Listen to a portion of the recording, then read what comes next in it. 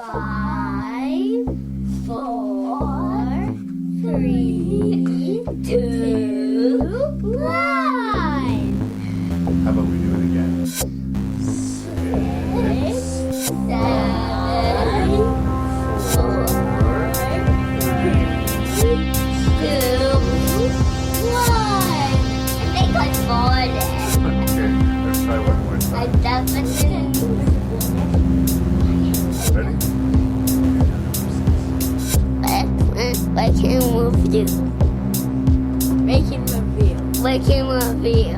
Say 6, 6, 5, 5, 4, 3, 2, 1.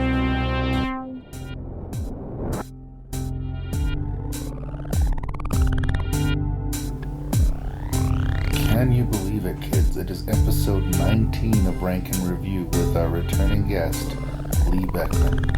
This episode, Lee Beckmann and I will be discussing creature features. And I'm sort of surprised we got this deep into the series without already touching on it. As usual, I would like to warn my listeners that there may be spoilers and harsh language throughout the podcast. So if you have a problem with that, stop listening now. Otherwise, my name's Larry Parsons. I'm your host and random Canadian, and thank you so much for listening to RankNReview.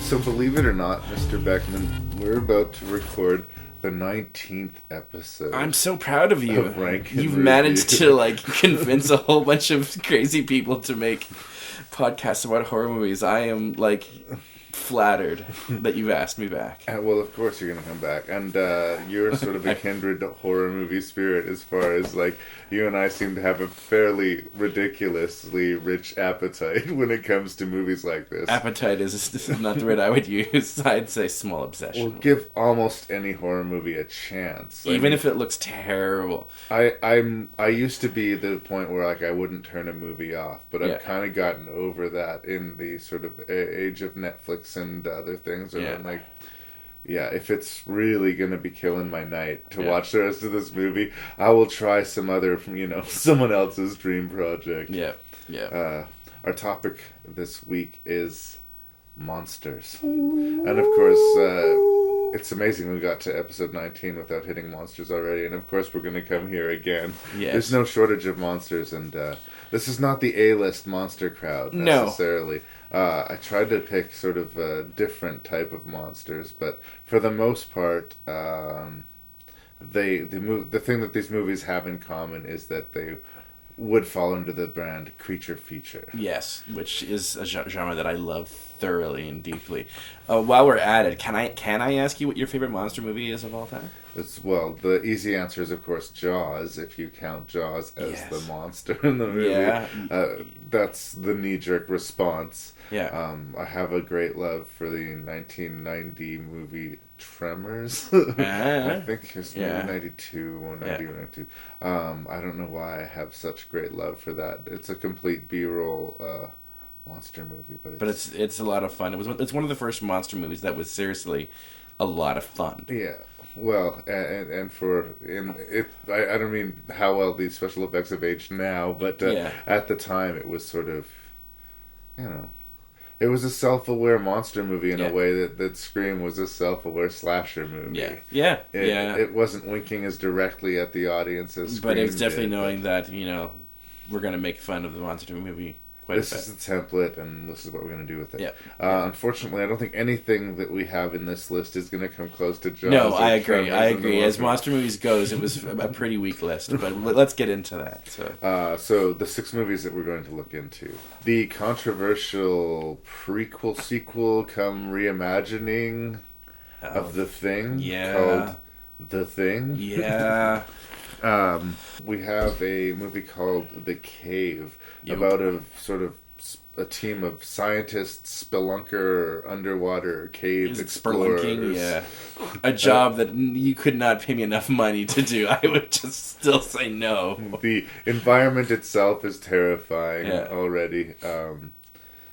once again, actually, just last episode, we did a Christopher Smith movie with Kevin Stiller called The Triangle. Yes. And now we're going back to Christopher Smith for Creep. Yep. One of, I think, his first actually feature film. Is it? Starring Frankie Potenta as a woman who encounters some really ugly business in the subway system. She earns her pay in this one. Yeah. Yes.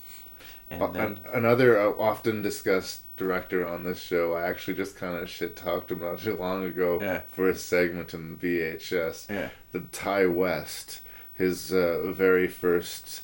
a very independent student film, practically, project, The Roost, featuring genre favorite Tom Noonan. So you took Ty West to town. I was not as big on his segment in VHS. In fact, I believed it to be one of the weakest. Which one was that? In VHS. It's one about the couple that were sightseeing together, and she ends up being the killer. That one's terrible. Yeah, that one is a shitty story. It's the weakest out of all of them. In a movie that has some really good stories in it, I thought that was weak, and it disappointed me because I actually do like Ty West. Yeah, so no, and I called it right on that fact that she was the killer. Like it was just spoilers for VHS, everyone. You do have a spoilers warning, but no. Anyways, we're getting off track here. Ty West, who has made some good movies. Yeah, and we're going to look at his very first effort called The Roost. Very obscure horror title. And then we go to the other end of the spectrum, from the no budget, a bunch of friends trying to make a movie for no money, the mega budget adapted of a popular video game, Silent Hill. Which I think is very hard to do. There's yet to be, I think, an outstanding, amazing movie that's been based off a video game. Yeah. And this time we're treated to a whole town full of monsters. Yes. It's not your typical, there's a monster on the loose, how are we going to get away from it, how are we going to catch it, how are we going to kill it? It's an entirely monstrous environment. It's more of a haunted house. It's definitely a haunted house movie, if you had to categorize it in the horror genre. But there are plenty of... I think it works in creature feature, though. There's definitely some fucked up... Oh, no, I mean, I see why it qualifies for the creature feature. I understand why it's there. It's just really, it's a haunted house story. And then, last but not least, infamous and I think sort of interesting director Stuart Gordon. Yep, my man. H.P. Lovecraft adaptation. Called Dagon. Yeah.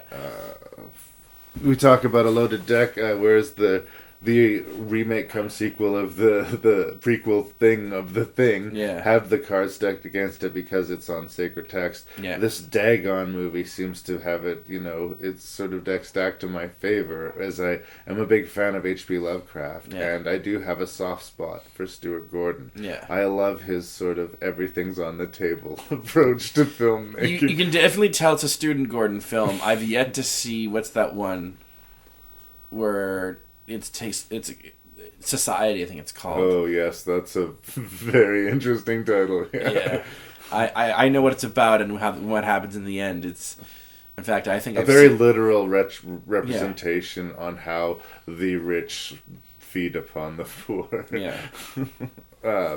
It's not subtle, and I don't think you would argue that Dagon is subtle, but no. I think it's definitely worth discussing. Yeah.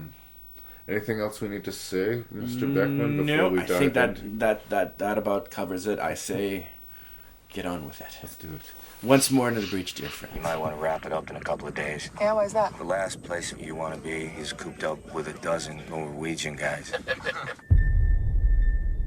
We estimate it's been here 100,000 years. That's not possible.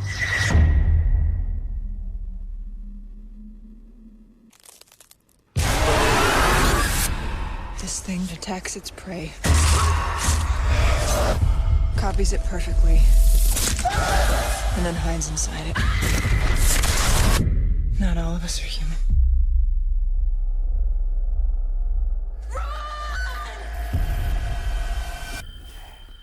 Okay, so we're going to look at The Thing, the 2010 interpretation of The Thing. Yeah. It is directed by, here we go. Yeah. Matthias van Hedgningen. Okay, let me try. You want to try it? Matthias von Heiningen Jr. This is a very professional podcast. We could probably have looked up how to pronounce this man's name, but I'm going to assume it's Vajinjin. Yeah, all right. It stars Mary Elizabeth Winstead, Joel Edgerton, and a lot of Swedish or Norwegian actors. Because it is a Norwegian camp, if I'm not mistaken. Yes. It's set before the events of the 1980s John Carpenter classic thing.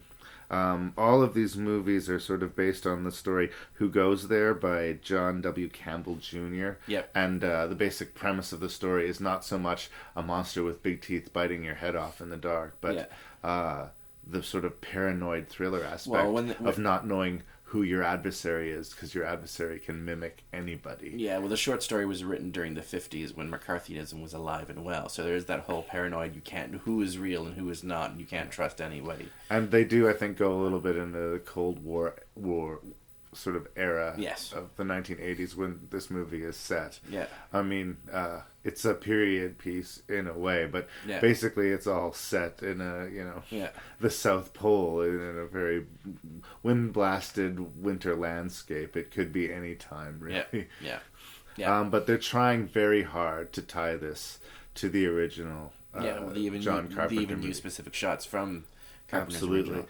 And I appreciate how hard they're trying. Yes. I have a certain amount of respect for that. Yeah. Like I say, I think it's just a difficult prospect against it. I'm suspicious From the concept alone, they had a very, very long uphill battle just to sort of exist as a movie. And it's a double-edged sword for them too, doing this Norwegian camp, because if we're a fan of the original movie, which I guess they're banking on if they want to make money on this thing, then we know how this ends. Yes.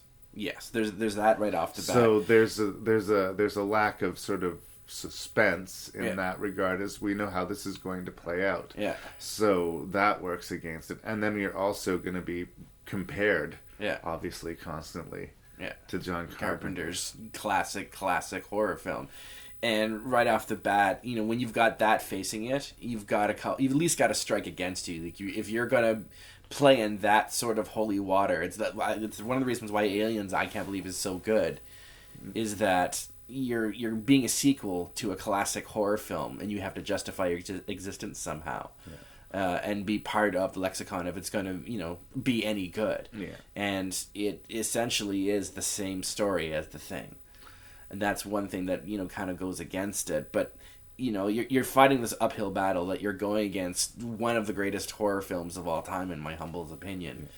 And you get this. Well, here's what I will say, just to open up, to throw down in this little discussion here. Like I said, all this prologue to get into the movie itself. A lot of hype went into it. I believe it kind of underperformed when it was released. Yep. Very much so. I also, being a true blue horror fan, was very suspicious and probably brought baggage to it. Yes. That said, I don't think this movie is horrible. It's not, and I think it's not. It's not a horrible movie. I agree with you. In fact, when I first saw it, I actually quite liked it. It was the second time around where I started to, see more creaks and moans and things that, it's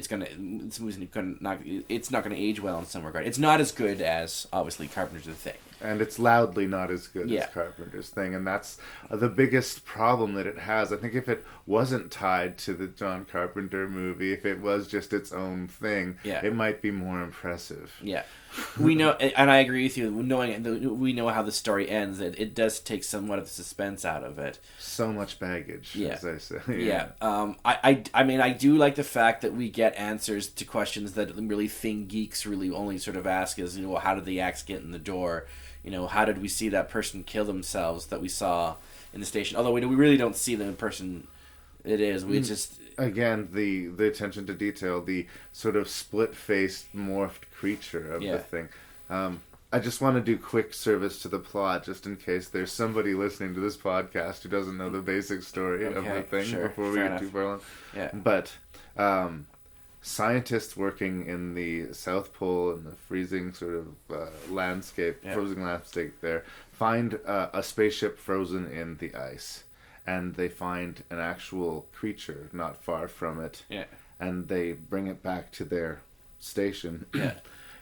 thaw it out, Yeah. and it springs to life, and we find out that it can mimic anything it wants to. Yeah. And not only can it mimic anything it wants to, but Yeah. anything it's ever presumably mimicked Yeah. leading up to this point, which includes It is all sorts basically of a- nasty creatures from beyond in outer space and whatnot. It is essentially a walking chameleon. Yes. Yeah. So you get both sides of the coin are played here. You got the sort of suspense of not knowing who your enemy is when you're looking at the people in the room, and then when they wolf out into the special effects, sort of interesting, cool, toothy monsters. Yeah. Sort of torn out of human flesh. I think one of the things that obviously to me what makes the original thing so well, and it's kind of funny, we're about 5 minutes into this film, and we're talking more about Carpenter's thing than this Hard version. not to. It is really hard not to, but the sort of the creativity gone into the creatures in the original by the great master Rob Bottin isn't there with this version. There's not a lot of amazingly designed monsters. The only one I can think of is the one where it's sort of doing like almost like a spider walk, and it's got the two heads. Yeah, that one was unique, but I think almost in order to do it justice, they would have had to go practical effects. And here's where I segue into one of my arguments and criticisms of the thing. Obviously, if you're going into the thing and being a fan of the thing, Carpenter's version with this new one, one of the race battles of that movie is obviously the story of effects, that whether we got the practical versus CGI and which is better. And once again, it hands down, this is sort of a point to the thesis that a lot of people talk about why practical effects are better. With Carpenter's The Thing, the practical effects are amazing. Like, they really, really are. It's one of the reasons that you go see the movie, and when the creature is CG, it takes you a little bit out of it.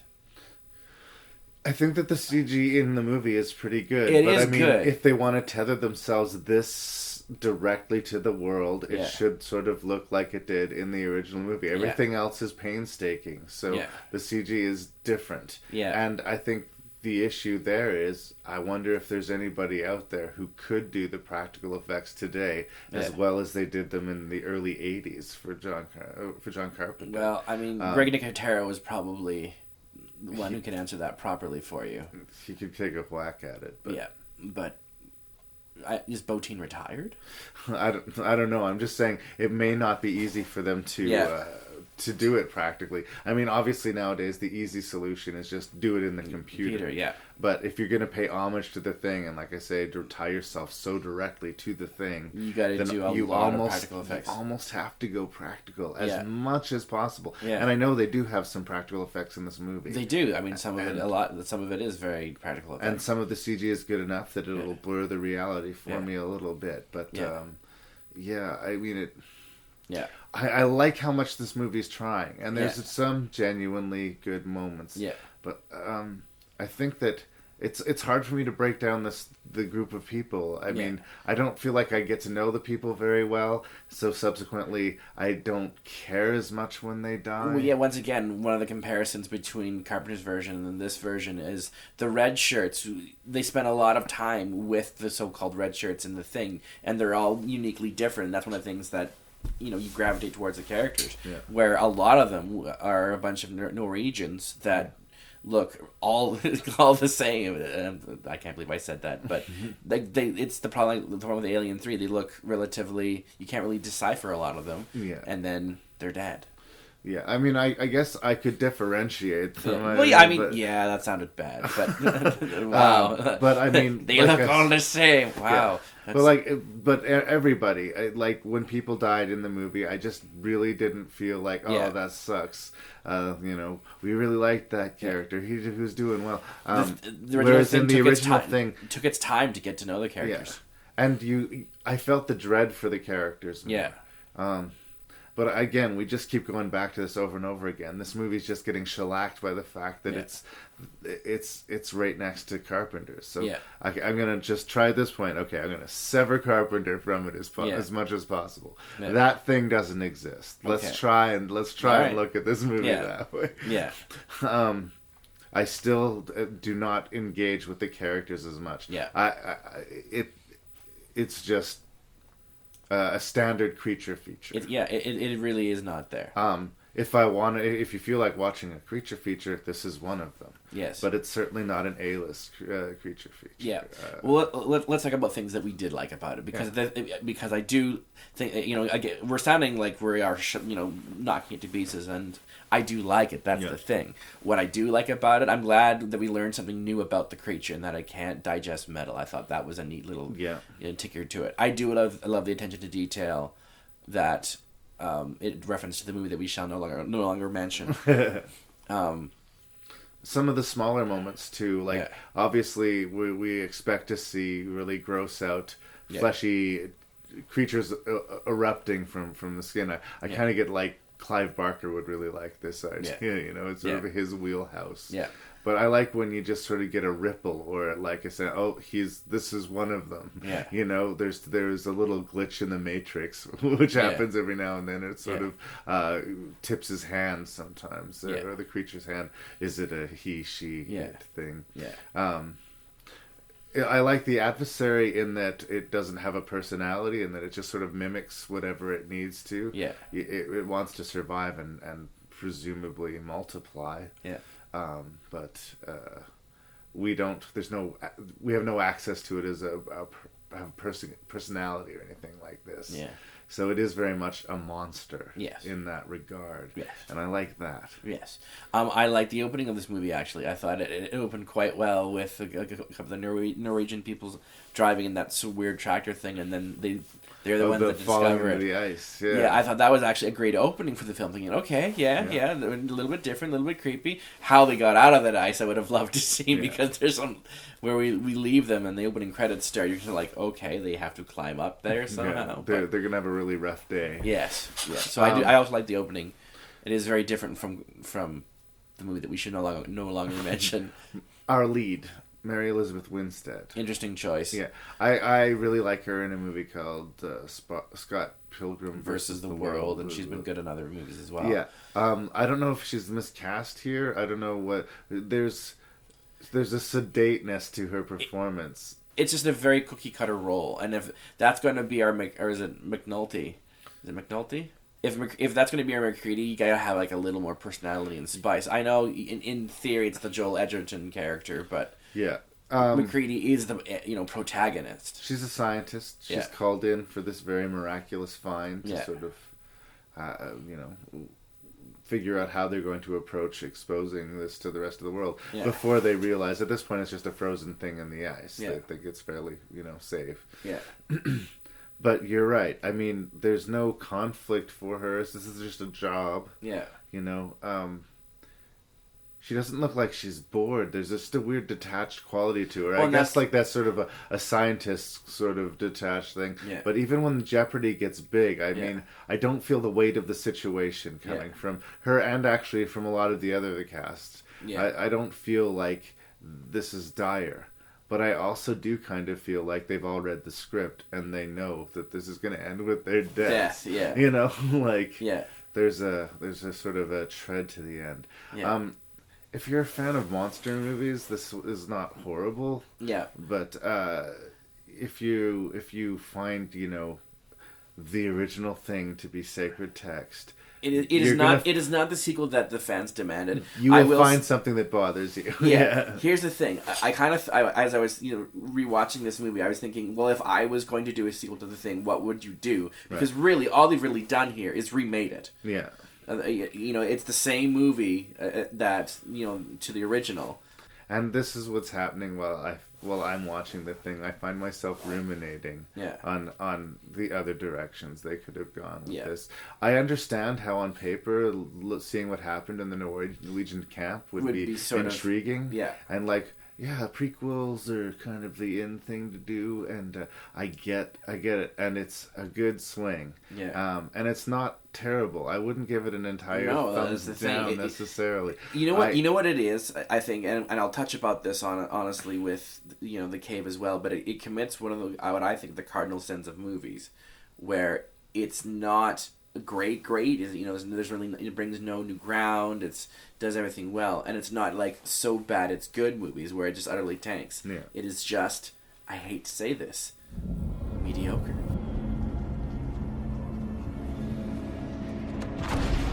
when 7 men discovered the entrance to the world's largest cave system. Oh, God. What is that? They were never seen again. Now, a team of expert cave explorers I hate ladders. She's such a show-off. has been assembled to find out why. There's an enormous cavern about 300 feet down, just below the cave entrance. It's awesome. Which then leads to this underwater passageway. See you in 12 days, boys.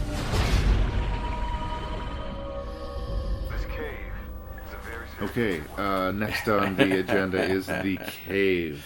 This movie is directed by Bruce Hunt, who I don't know. And and from what I've found, has not made a lot of movies since. So it stars Cole Hauser, Morris Chestnut, basically Marcel sort of like Juries. semi popular actors in 2005 that they managed to bring together. Lena Headey and Piper Perabo. Yes.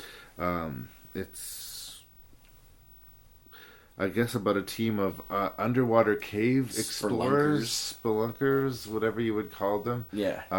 Who are brought to a mysterious chain. Yeah. It's like an underwater version of, I guess, The Descent. Only, you know. And once again, it was one of those films that I was comparing to as I was watching this.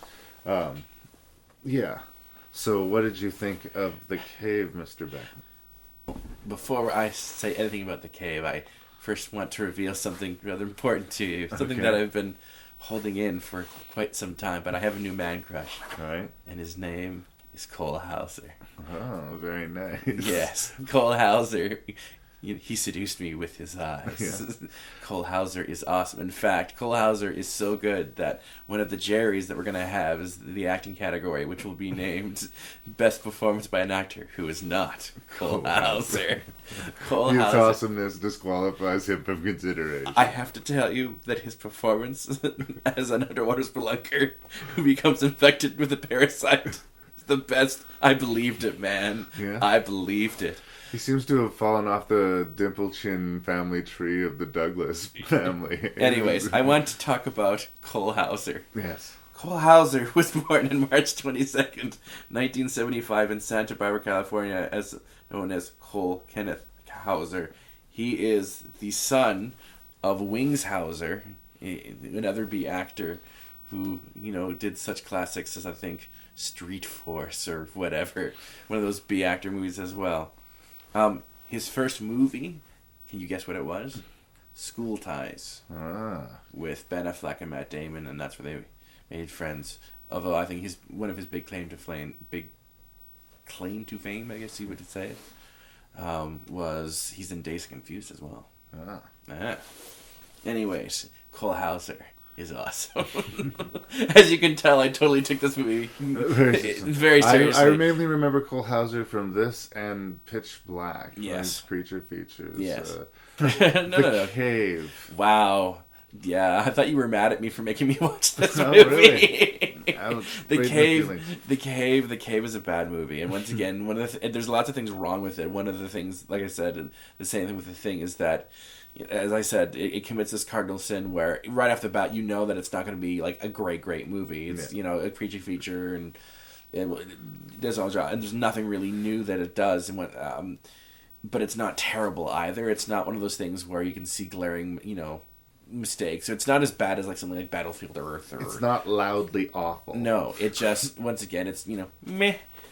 It consistently underwhelms. Yeah.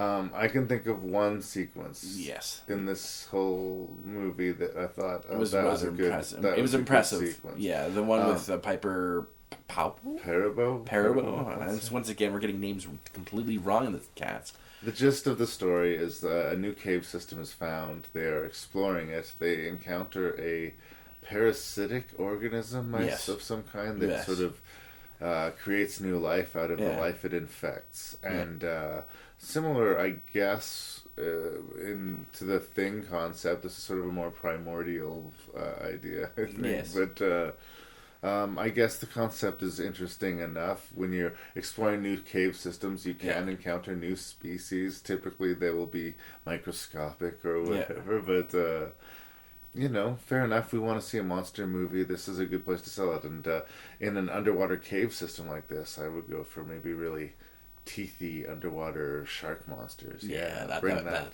That would. That's a go picture to my mind. Yeah, go picture and like Oscar gold. Ding. But it does feature dreamy Cole Hauser. Yeah, Cole Hauser's present. Cole Hauser elevates this movie to a realm that it really shouldn't go to. But I don't know, he's just awesome. Like when the busload of people are dropped off in front of the university, and there's a creepy guy standing there who shakes his head and says, "Not a looker among them." Yeah. This is not the case for this movie. No. Everybody in this cave system is beautiful. Yes. This is like... they're too beautiful that you're mad at them, so you want them to die. If you want to be on this team, you have to be able... You dive certified. You gotta be, first aid. Yeah. You gotta, be a danger junkie, an adrenaline junkie, and you have to be a supermodel. Yes, pretty much is what this movie is saying. And I don't mean to say that if you're an inordinately attractive person that I can't take you seriously. Yeah. But if I find a gaggle of you in a cave miles underground, it really feels like everybody's playing dress up after a point. It works against you. It stops feeling real. And, just give me some real faces in there. Come on. One or two. Yeah. We call those people character actors because they're rarely allowed more than 15 lines before they're killed, or, But they really are just a bunch of bland red shirts. And so when they start popping off, it's like, meh, meh, meh.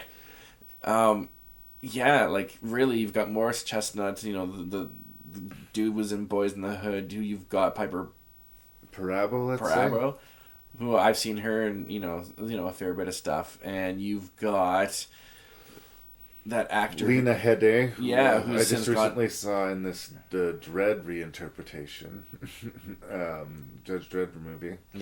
I'm not even saying that the acting. She's since gone on to like better things. The acting isn't horrible either. No, it's not just they weren't just cast because they're pretty people, but I don't know. They're like I say, the uniformity of everybody being so wonderfully beautiful. It just sort of took away from any kind of reality. Honestly, I think The Cave also should have kept it simple. Yeah. Instead of having this sort of side story about this parasite, just let there be just a monster down in the deep. You don't have to go this whole weird route where it infects people and they start having their big buggy-eyed.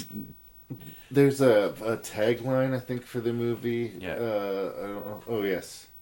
There's heaven and hell, and in between is the cave or something in one of the trailers. Yeah. Something like that. I would have almost preferred that they found a cave so deep that they were knocking on some demonic hell door shit. Yeah. And the creature designs seem to suggest that. Yeah. So much so that they have wings. Yes. I couldn't believe that something that would be adapting completely underground and underwater would for some reason have wings. Yeah. And I mean, I hate to be the guy calling, that's fake, on the underground underwater monster movie, but why wings? Yeah. Why wings? Yeah. And I'll answer my own question. It's for the sequence that we're going to talk about. Yes. With one of the characters of the group, Piper Parabo's character, who makes a total left decision that doesn't make any sense. I have to be first. Yeah. Well, she can climb really well, and she's almost competitive about it. At this point, it's not about competition; it's about survival. They want to find a way out, and I think there's one out there. And it's an interesting sort of concept that they're deep underground, and yet she's scaling a wall. Yeah. A very high, steep wall to try and find their way to safety. Yeah. And of course, she encounters these creatures that we don't know quite yet that they could fly. Yeah.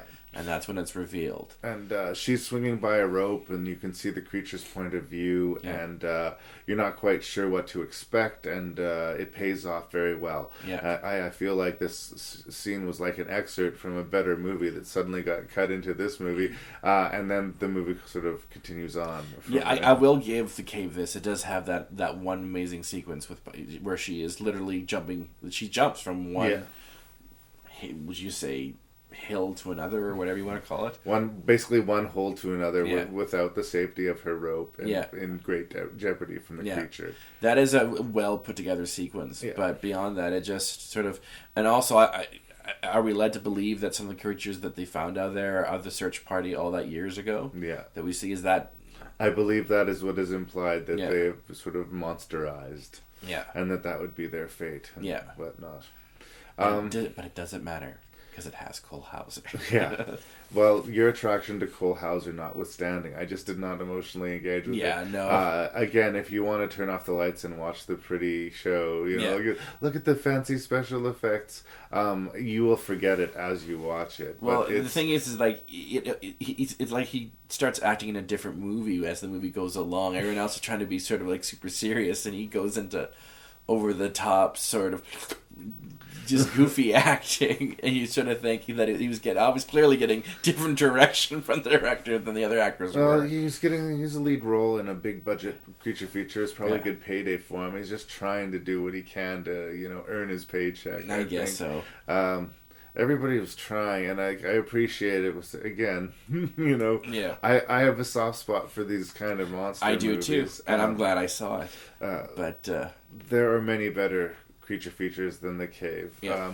It's competently made, and it's a big budget affair. It's not hampered by its low budget. Yeah. I just think it needed another pass on that screenplay. Yeah, it really did. Like I said, they didn't even need the fact that it, you can become infected by it. Yeah. Just bring the monsters. Honestly, bring the monsters, and that's what another film in this collection did. Really, didn't make it overcomplicated. We went straight to the point, and still had time for like character development. But yeah, The Cave once again is sort of when the credits roll, you kind of, with the exception of that ending, which we'll talk about, the dun dun dun ending. The credits roll, and it's like a McDonald's Happy Meal. It is, you've eaten it, and you might have enjoyed it as it was going down, but it's through you now, completely, and you feel nothing. It's the kind of show that you could watch with such indifference that, like, if commercials came on, you could forget what you were watching. Yes. While the commercials were on. Not a ringing endorsement of The Cave. Kids, you could do your algebra homework and have this play in the background, and you still wouldn't get it. What did you want to say about the end of the movie? The big. Well, of course, there's also that ending where we soon realize that the evil hasn't stopped, and that, spoiler, that one of the crew members, who I didn't even see get bit or scraped, I assume it's when they were swimming underwater, and then did we see her get attacked, or I don't know. That's the other thing. I kind of went, what? How? Why is she unconscious? But of course, it then segues to the end where she's indeed, in fact, infected, and in a very busy public place. And, who knows what horrors will be wrought. I tell you, I couldn't sleep for boredom.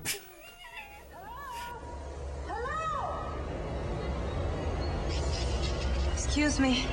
Fell asleep on the platform.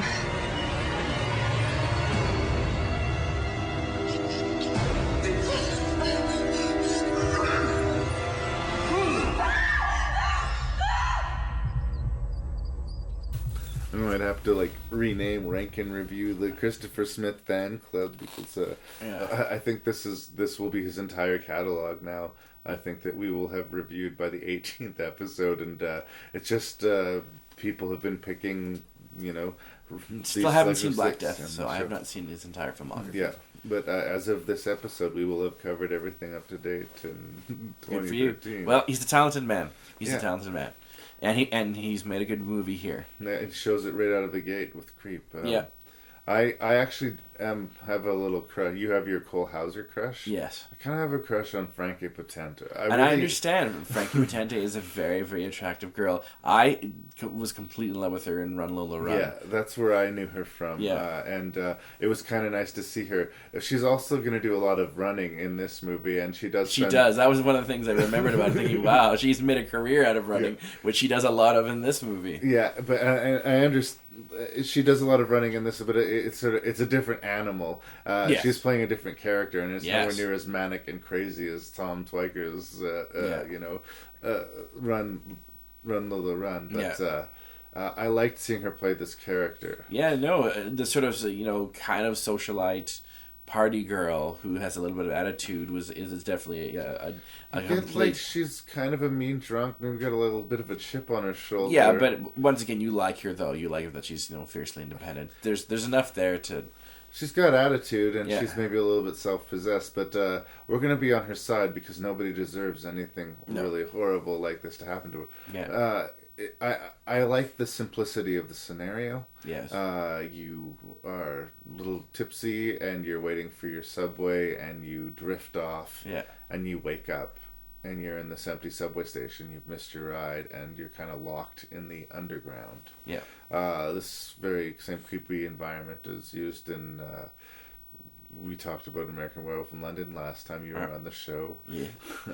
The Tube is featured. Yeah, and Raw Meat, another London set film about people being killed in the underground. So it's a great environment, and the adversary that she has set up and plays this horrifying chess game with. Yeah. The more we learn about it, the more horrifying things become. Yeah, no, how the backstory of this creature is revealed is done through, I mean, a lot of suggestion. It doesn't fill in all the gaps. We sort of get the idea that where this character comes from, and I think that's one of the reasons why it's good. Yeah. Is it doesn't give too much away of the creature. In fact, we don't see a lot of it until, the 3/4 mark, where it's got them captured in its prison cells, if you will. But the fact that it does explore the backstory, but it doesn't do it in a voiceover. It doesn't do it. It's just merely suggested and given in the scene where we have our two protagonists, if you will, at that point, who stumble upon that room. And that's all we need to know about this creature. And then it goes back to being, the terror that it is. And we feel a little sympathetic that it was raised in that environment. So... Yeah, well, I mean, let's just dive into spoilers, because I think this is something worth talking about. Yes. Basically, this creature was raised in an abortion clinic, essentially. Or at least some sort of laboratory is what I would sort of think it was. But abortions are performed. You get the feeling like it watched a lot of these horrific acts being taken, and it was sort of soured. It's not a political statement. No. I don't watch this movie thinking this is some sort of aggressively pro-life thing, and that people who do these things. But the creature is horrifying because not only what is the crime that it's acting out is really horrifying, but it does so almost lovingly. Yeah, like you're helping it. You like it thinks it's helping. Yeah. There's a scene in the middle of the movie, it's not really a centerpiece scene, but where a character, an unlucky and tertiary character, is basically put into the surgical chair and into the stirrups. Yeah. And it is almost a torture porn sequence. It's like, it's not overly graphic, but you know what's going to happen to this woman. And if I remember correctly, it does cut away, does it not? Yeah. But, I mean... What an awful fate. Yeah. And there's some perverse imagination to that. And for that, I guess I applaud Christopher Smith. But if you're horrified by what you hearing here, you might want to stay away. This might not be your cup of tea. Yeah. And that said, the entire movie is not about that. That's one particular sequence and part in the movie. But some people take a hard line on this. Essentially, what it is it's a chase picture. Yeah. It's a chase picture. And it's done in a sort of horror environment. Yeah. And I love the fact that we see the sort of the London Underground as a maze, and that there are rooms in there that I enjoy. I think the supporting characters, the so-called... I don't even want to call them red shirts, because they literally are supporting characters. Yeah. You're rooting for that heroin. You want addict. everybody out of there. Yeah. Like, you're rooting... I was really disappointed when our... local heroin addict friend, really, whose girlfriend is at that point thought clearly dead. Yeah. When he does demise, you're like, oh no. So like there are real supporting characters. Here's a vast difference. But what makes a good monster movie is the characters that they're gonna die. They're just there, but you have to care for them. They get 5, maybe 10 minutes of screen time, but you're cheering for them. You're like, get out of there, buddy, get out of there. Yeah. Everything that the cave kind of missed in that regard, I think the Creep does well. Yeah, because there really are supporting characters, and that's one thing that that any sort of good movie monster maker wants to get across. If here's one that you have to learn is you have to make your supporting characters believable and identify them so you believe the tension when it happens. Yeah, and I kind of like that this sort of adventure that happens in these subterranean tunnels and sewers and whatnot with all the garbage and wetness. Also sort of seems to concern a lot of people that, or maybe would be thought of as the dregs. There's a couple of homeless people. There's a guy who works cleaning the sewers. And there's, like they say, this kind of snobby, self-possessed woman who just finds herself lost. And in the mix there, you know, they're a bunch of rats drowning in the sewer to some cynical eyes. And they get pitted against this creature. And their humanity comes out because you might not individually like all of these people, or you might just walk past them and not look. And some you just generally loathe. The one thing that I kind of made me go, that's a lame cliche or whatever, is when the guy tries to rape the girl. It's sort of, I mean, I wouldn't say it comes out of nowhere. You almost do sort of kind of see it coming, and you're just like, no, don't do. Why? But what I'm saying, with all the characters sort of having deep flaws, but us looking past the flaws because and we're cheer for them. Survival trumps all of that comes before. As far as a character who decides to use this as an opportunity to get to rape someone, well, this is another horror movie template, which is very familiar, which I'm not as big a fan of, but I recognize it as a thing. It's just somebody who's there to just make the bad situation worse. To say the worst thing at the worst possible time, to make the loud noise, to trust the clearly untrustworthy villain. It's a template, and it is present here, but very briefly. Yes, that's true. It doesn't last long. And the movie works. The sequences of suspense, and there are many, work. And there's a general feeling of dread that palpitates. The violence in the movie marinates this movie. The violence in the movie is pretty real too. You know, you feel the death in this movie. Some of the deaths are more ridiculous than others, but this is a monster movie, and that's part of what you pay your money for. And it's very much, not only is it allowed, it is encouraged. The fact that there is so much, I wouldn't call it attention to detail, but they get so many things right. The performances are great. The atmosphere is wonderful. The story is simple. You don't need to make it complicated. And it really has two sort of bookends. Once again, I'm reading into spoiler territory, but I love the fact that she assumes the position with the dog that we first saw the young woman with at the beginning of the subway part of the movie, if you will. That she becomes part of it. I enjoyed that little sort of tip of the hat. I thought that was really crafty and well done. Creep is a good monster movie. It is really well made. I liked too the creature, both the prosthetics on it. That's really cool. But that obviously it's humanoid. It's two arms, two legs. You know, it was once a person, but it also seemed to be a mimic.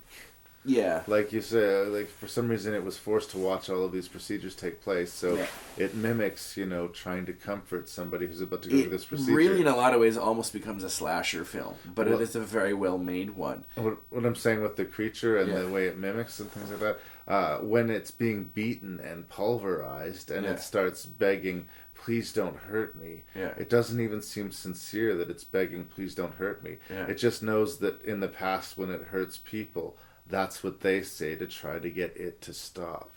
There's something really creepy about, like, its communication is just parroting what it's heard. It has no real inner life of its own. I like that. It is rather disturbing, that little bit right there. It comes across as a very socially inept kind of human being that doesn't know how to make proper emotional responses because it hasn't had that. I thought that's a really good attention to detail. If you haven't found Creep, put it on your list of things to do if you like horror movies with teeth. If you're into the more PG affair, maybe steer clear of Creep. But for those dark-hearted horror fans out there, Creep is good. Have a feast. Precaution makes me dizzy. Yes, folks, there's nothing better to cap off a spooky evening than a great Halloween night storm.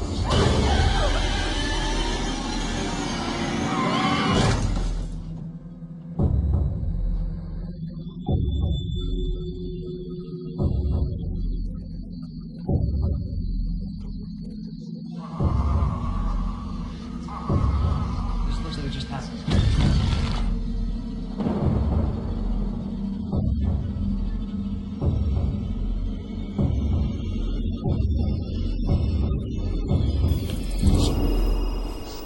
So, far be it from me Yep. to be a guy who's gonna kick a puppy or yell at a toddler for wetting his pants or anything like that, or talk disparaging about somebody who's making a no-budget horror movie. Yes. Speaking of somebody who's attempting to make a no-budget horror movie, this is not how I play ball. Yeah. But when we're talking about The Roost, which is Ty West's sort of first kick at the can at a feature film, I think we're talking about a movie made for significantly less than $1 million. Oh. Probably significantly less than $100,000. I would be surprised if this movie cost more than $50,000. Yeah, and this is a group of friends making a movie. Yes. And it looks like it. Yes. And you have to be willing to go with that if you're even going to make it 15 minutes into this movie. Yeah, I agree with you that it's not fair. It's not fair if you're going to be critiquing this movie in correlation with the other four, because the other four clearly had, a studio budget behind it. Absolutely. It's like picking on the kindergarten kid for not knowing multiplications. It's exactly. You kind of go, okay, I get it. And there are some brief little flashes of this guy obviously knows what he's doing. He's talented. There's a couple of shots I thought that were well put together, but it's clearly a student film with student actors, and you just kind of have to go, okay. I get a weirdly Evil Dead vibe out of this movie. Yes. Which is not to compare it to Evil Dead in that, I think Evil Dead is a way better movie than this, but, as far as the handmade quality of it, where you can sort of see the paint drying on the wall of the sets, and the actors are kind of up and down in different scenes. There's obviously it's everybody's first kick at the can. Yes. The guy pointing the camera is first time him pointing the camera, and the people in front of the camera a lot of times first time doing a scene. And throughout the production, they get better or worse as things go along. That's true. I think that the movie does earnestly take itself seriously. This group of kids who they go for it. They go for broke. They do. Well, they do and they don't, but these kids, typical car trouble, looking for a shelter, go to the wrong place, and they encounter evil. And it takes quite a long time. Ty West sort of establishes his style of keeping the evil in the shadows for as long as he can, and letting you you're waiting for the bad to happen, sort of do the work on your nerves. That is all already present here. He's just not particularly good at executing it yet. Yes. Because he's learning. And by the time we get to this roost or this sort of vampire bats that we hit, the special effects aren't that convincing. Yeah. But here's my thing with the Roost, and I want to get your thoughts on it too, but I'll just get it out since I've already rambled this far. I feel like when he was done shooting it initially, and I don't know this is just me making shit up, but it seems to me like he looked at the rough cut of the Roost and said, okay, well, I tried my best to make this no-budget movie, but it's not there. It's not there. So how do I get it there?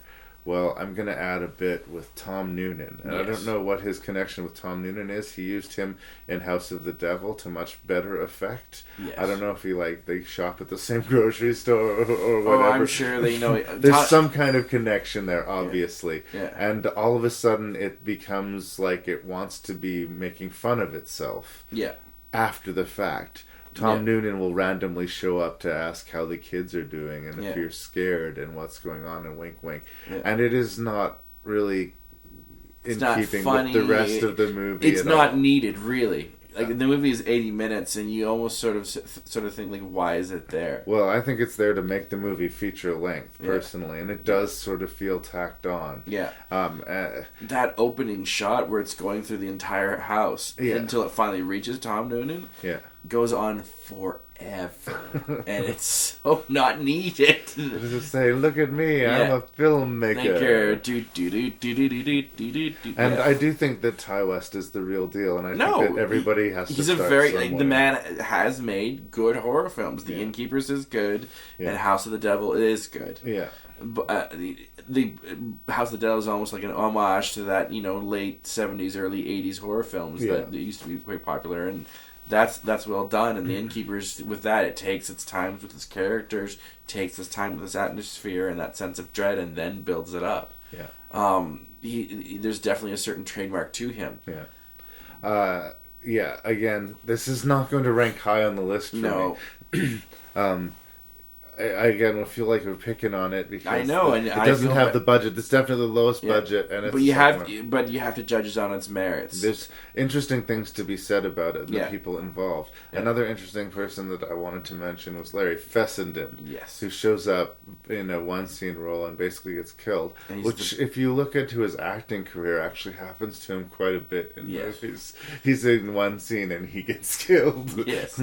Well, him and Ty West and I think Eli Roth all know each other, kind of thing. Yeah. Larry Fessenden is also a very, very good filmmaker. With that one, what's the one that takes place in the Arctic? With The Last Winter. The Last Winter is very, very good. Yeah, Wendigo and That Fear Itself is also very good.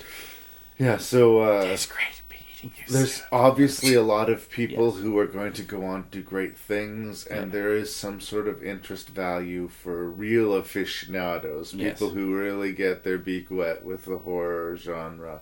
It is an interesting curio. Yes. It is not fantastic. No. And it's, like I say, not going to rank high for me. Yeah. Is there anything else you want to say of The Roost? That's pretty much The Roost. We kind of did. The Roost in a nutshell. We sort of did make fun of that kid that peed himself here, is sort of what I feel like. Yes.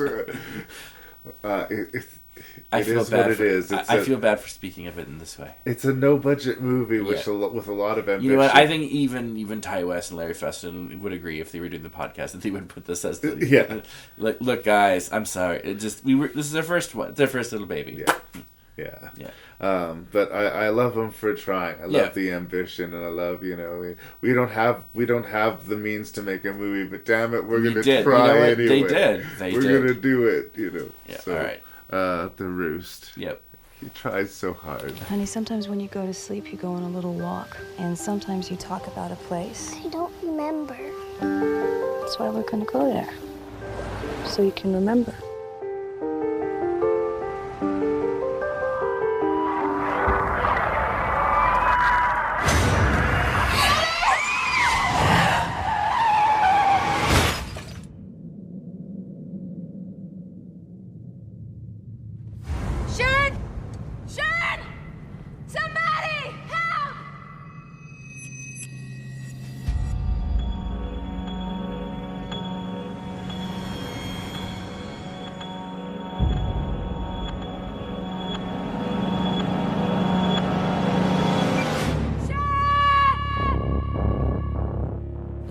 Sharon's gone. I need your help. I'm not okay. Please, hurry.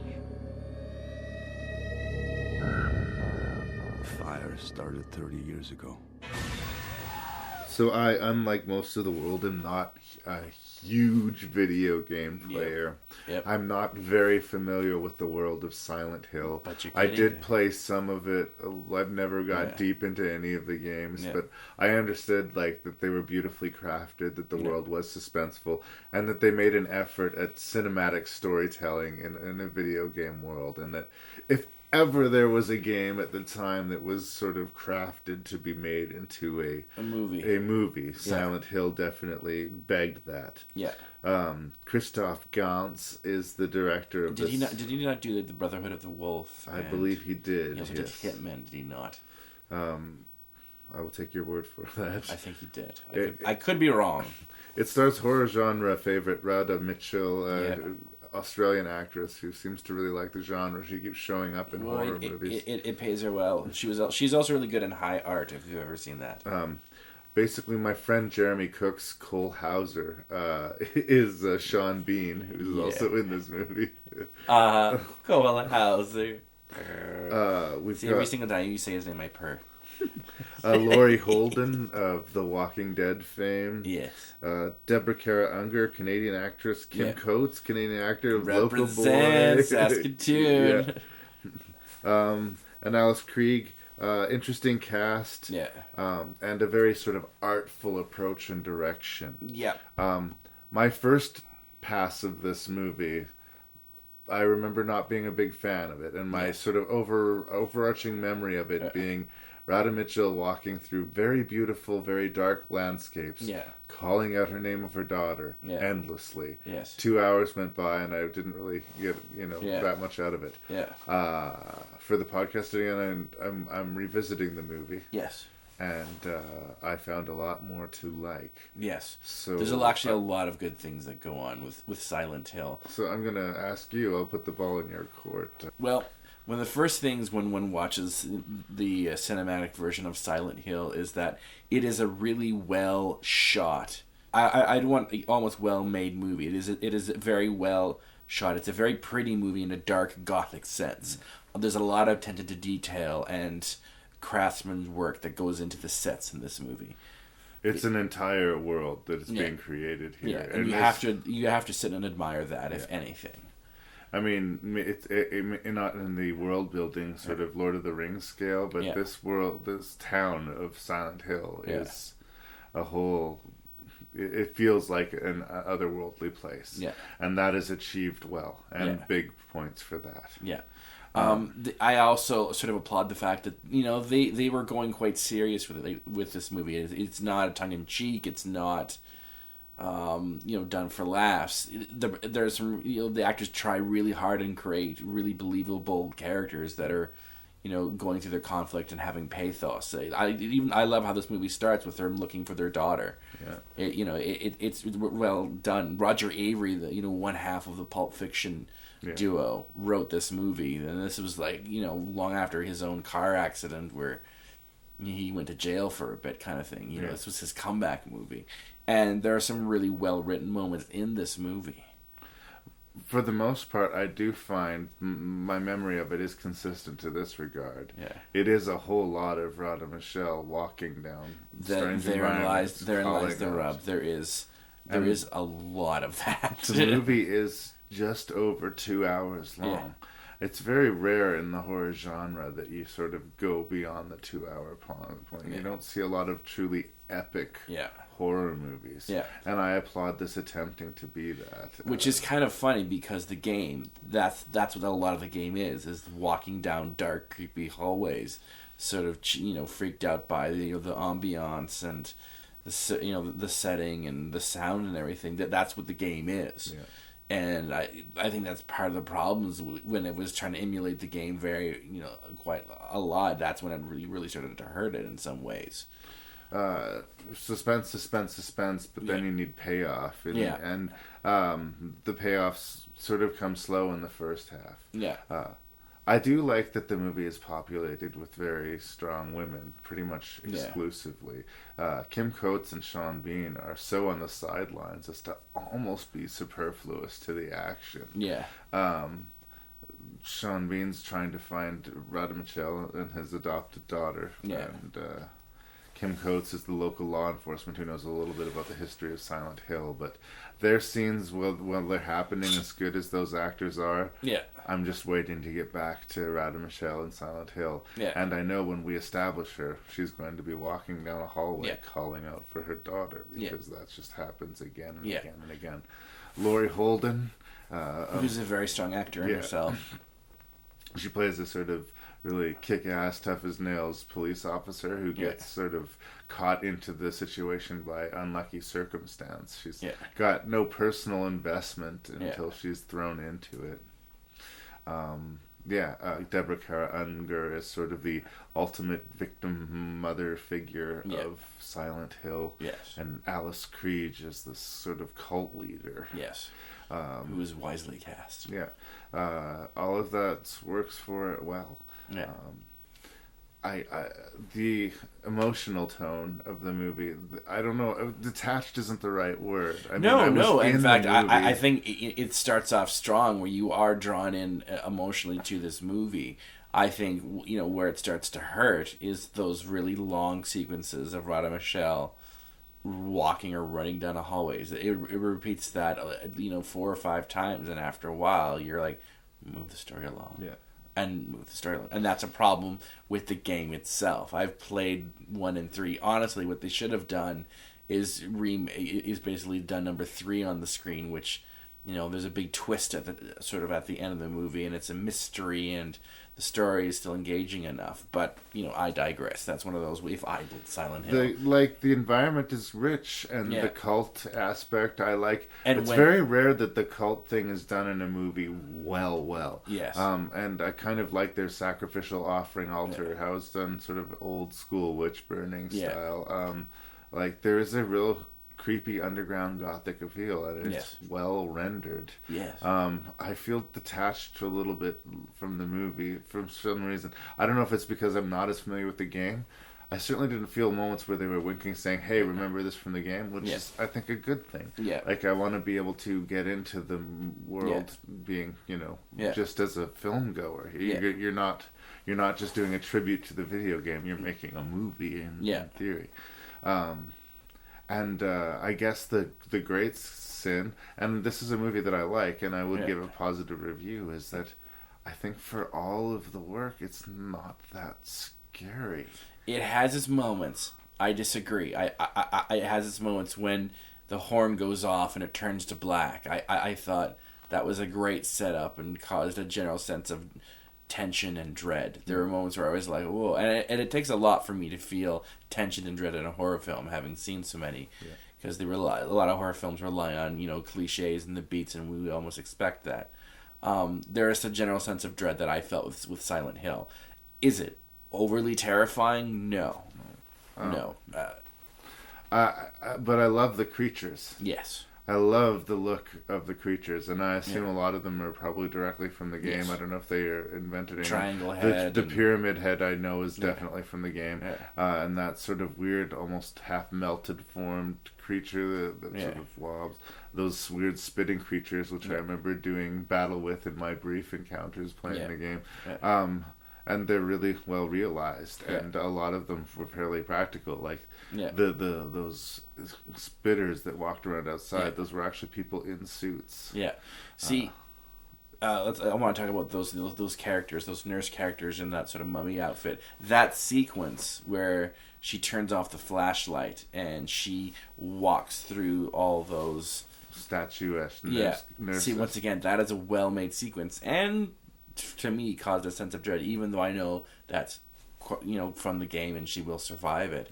I thought that was really well done. There's lots of things to like with this movie, and yet well, I think that the fact that we have 2 protagonists, Radha Michelle and Laurie Holden are in there. Radha Michelle is on a quest to find her daughter, and we believe that even if it ends tragically, she will see her daughter. She gets separated from Laurie Holden fairly early, and again, I don't feel like she's ever in any real jeopardy where she's going to die. Well, it's funny that you mentioned that. One of the questions I was going to bring up is, are they dead once that car accident hit? Is that something that were implied? Because she is clearly That's how they got to the world of Silent Hill. Yeah. I didn't take that interpretation of it. I thought it was sort of like a dimension that you get sucked into it, and it lets you out if it lets you out. You get out if you get out. I also figured there was some overarching story maybe in the video game that would be explored, or there is a sequel to this movie. Maybe they would go on to explore it in some other ways. There is a sequel to this movie. That's what I'm saying. There is a lot to like about the movie, and it's not what I would just say is a sound off movie necessarily, where it's very beautiful but empty. But I don't fully connect with it. It's got A+ production values, but it's like a C+ overall kind of feel to once it. Again, Silent Hill to me is this perfect example of the style over substance kind Almost of thing. Style as substance.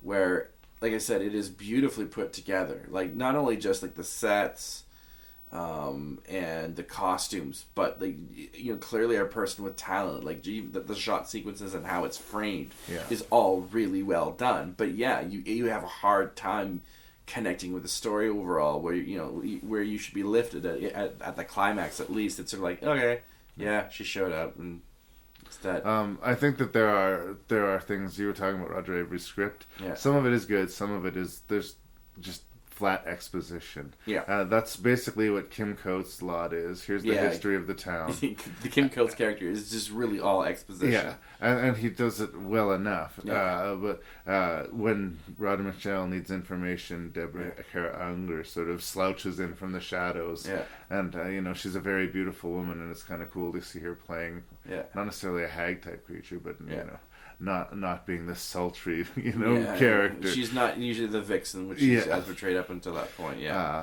But she'll just show up to tantalize a little bit of information and then sort of disappear back into the shadows. Again, I guess that's very video game, but as a structure for a movie, I didn't laugh out loud. It wasn't like I didn't guffaw at it necessarily, but the storytelling in it is very direct in that way. It seems padded almost, to be true. I think that this could have been very strong if they'd got it down to 100 minutes or something. Absolutely. No, kill some of those sequences with her walking. Honestly, that's where it loses the audience members, is where, it's just endless walking after walking after walking. You cut some of that down, and you're golden. I will say this about Silent Hill. I think out of all the movies where they've tried to adapt, a movie from a video game, it is definitely one of the better ones. In fact, I'm starting to think it might be the best one. I don't have a whole lot of high regard for, what do we have? It's clearly better than the Resident Evil films. Yeah. It is clearly better than the Tomb Raider movies. I'm trying to think what other movies have been made. It is way better than the Super Mario Brothers movie. Well, they can't all be Mortal Kombat. They can't. That's true. So I'm starting to think, like, out of all the movies they've been based off video games, is Silent Hill the best one? It's definitely the most talent and production went into it. Yeah. I don't know. All I'm saying. It still sort of feels like second place in a pie eating contest. I know. You're kind of just ashamed to be on the playing field. I don't know if should be a stigma attached to a movie that's based off of a video game. To a large extent, I do think video games are video games and movies are movies, but Silent Hill almost sort of makes an exception to that. And we are seeing more and more rich and complex games which are busy with the act of actual storytelling. But, bear it down to 100 minutes, it'll be strong. Yeah. I think if you're a fan of horror movies and you want to check out some cool monsters, you won't be wasting your time to check out Silent Hill. Like I said, like the designs in this movie are actually, very intricate and well put together. Like, there are a lot of things to like about this movie. It's just, it has flaws. Almost, but not quite. Yeah. We are in a boat off the coast of España. Honey, our stock could be going underwater and we wouldn't even know it. What are you doing? I'm just going on vacation.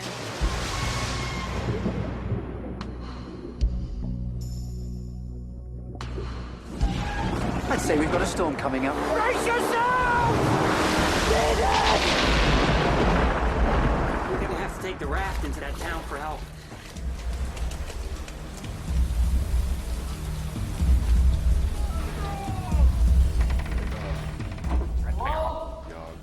We need help.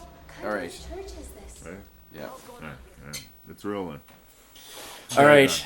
So last but not least, we have Stuart Gordon's telling of the H.P. Lovecraft's tale Dagon. The story of Innismouth. For fans of Lovecraft. Shadow over Innismouth. Yeah. It concerns a bunch of people on a boat cruise, having a good time in the sort of the Spanish seas, and they come across some really bad weather, smash across some rocks, and have to seek shelter in a spooky town. Yes. This movie is sort of full of the typical gratuitousness that you will find with Stuart Gordon as Yes. far as It levels is very of, much a Stuart Gordon movie. levels of violence and sort of a fairly intense sexuality in times. Yes. And it's got special effects that range from really cool practical effects that are quite strong, and some CGI that is pretty god awful. Yep. Yeah, it was made on a limited budget. You gotta take a few hits when you're watching this movie, but well, Stuart Gordon has been playing in that field for all his career, where it's almost straight to video. He makes the movies cheap enough so he can do pretty much whatever he wants to do, as far as level of gore. But it might limit his distribution in some ways. But he's always going to make his sort of violent gore fest movies. So I have a question and a theory. So because we're leaping right into Dagon, I'm sorry. Now, the lead character in this movie, played by Paul Marsh, looks a lot like Herbert West from Reanimator, aka Jeffrey Combs, which I think that the character's name is Paul Marsh, who's played by Ezra Godden. Yes, which brings me to this theory that I wonder if a lot of his protagonists, because I know Jeffrey Combs is also in From Beyond, which is another Stuart Gordon film, and I think he might even be in Fortress. He's in Fortress. Jeffrey Combs, he shows up in a lot of. I wonder if Stuart Gordon alter ego is usually the Jeffrey Combs character, because the actor in this sure looks a lot like Jeffrey Combs. And I sort of think, I believe this is the same actor he used for his episode of Masters of Horror as well, Dreams in the Witch House, which is a very good adaptation of another H.P. Lovecraft story. Obviously, Gordon's a Lovecraft fan as well. Yeah, he's bread and butter. So I beg this question. So do you think that character, that Jeffrey Combs character or whatever, is the sort of cinematic alter ego of Stuart Gordon? It's a theory. I'm leaning towards no, but just because I have a picture of Stuart Gordon in my head, and it doesn't approach that at all. I have a picture right here, actually, of Stuart Gordon. He's sort of like a round fellow. There's lots of it to love. Yeah. I think something that H.P. Lovecraft and Stuart Gordon have in common is their willingness to go places you don't necessarily expect. Yes. They will gleefully, kill off the female lead at the altar. Yes. In a scene that in every other movie is the daring rescue. You know? That's not what this movie's about. This movie's not about the daring rescue. This is another sort of case of H.P. Lovecraftian. The old ones are kind of coming back, and the people who are wise join and merge with this great and ancient. There's a little nod to Cthulhu. They actually mention Cthulhu's name in this movie. Of course, yes. During when he does interrupt at the climax, that big. Not orgy, what I would call it, just the ritual. The ritual, if you will. They mention Cthulhu, so I'm like, yes, this is clearly an H.P. Lovecraft universe. Another thing I like, I sort of got a vibe, is there's definitely a European horror vibe to it, almost like a la Who Can Kill the Child. I don't know if you ever saw that one, where they land on this island. It's all much like Children of the Corn. The kids have killed all the adults and now rule the place. Certainly did enjoy the abandoned sort of fishing village. Yes. And then you kind of got a real huge Night of the Living Dead vibe going for a while. Yes. With him, slowly realizing how off everybody is, and how they're not just hunched over and sickly, but malformed. Yes. And how people keep disappearing. He's just trying to reconnect with his fiancée.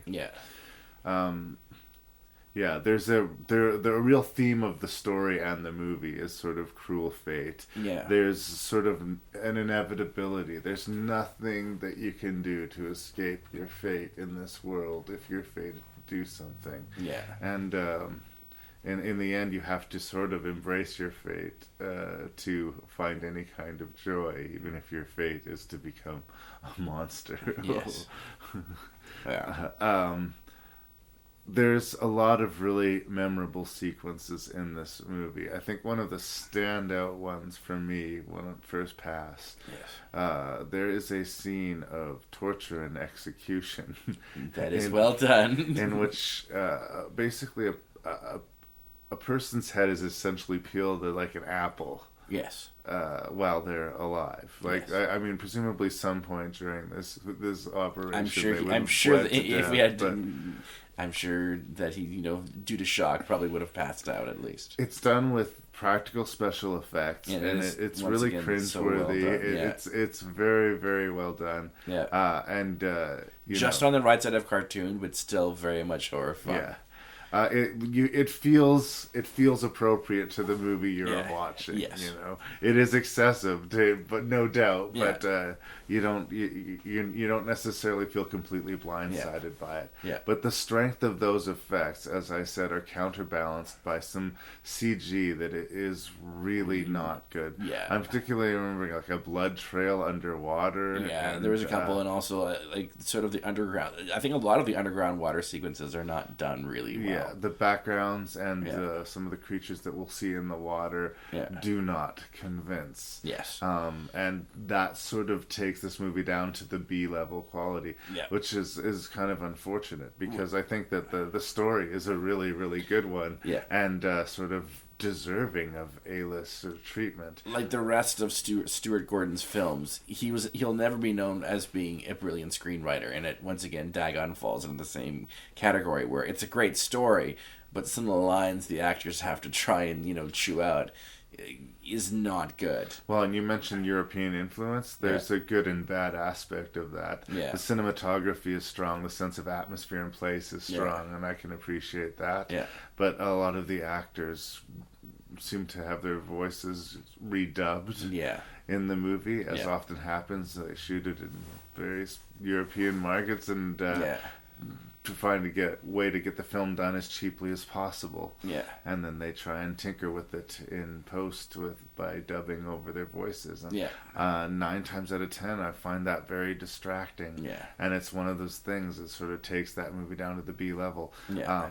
That said, I do not want to dissuade anybody from watching Dagon, because if you're in the mood for a monster movie and if you're a fan of H.P. Lovecraft, this movie does do justice to the story. Yes. And it does succeed in sort of keeping what the fuck is going to happen next. Yeah, there are a couple what the fuck moments with this movie.